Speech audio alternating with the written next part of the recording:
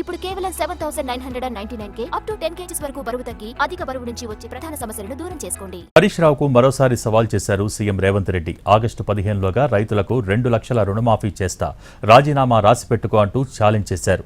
అంతేకాదు శనీశ్వరరావు నుంచి సిద్దిపేటకు విముక్తి కలిగిస్తానని అన్నారు. లోపల 2 లక్షల రైతు రుణమాఫీ చేస్తా అన్నాడు. ఆయన నువ్వు చేయలేవన్నాడు, నేను చేస్తా అన్నా. ఆయన రాజీనామా చేస్తా అన్నాడు. ఇప్పుడు నేను చెప్తున్నా, హరీష్ రావు గారు రాసి పెట్టుకో. కొమరవెల్లి మల్లన్న సాక్షిగా 15 ఆగస్టు లోపల ఈ రాష్ట్రంలో ఉన్న రైతులకందరికీ 2 లక్షల రూపాయల రుణమాఫీ చేసి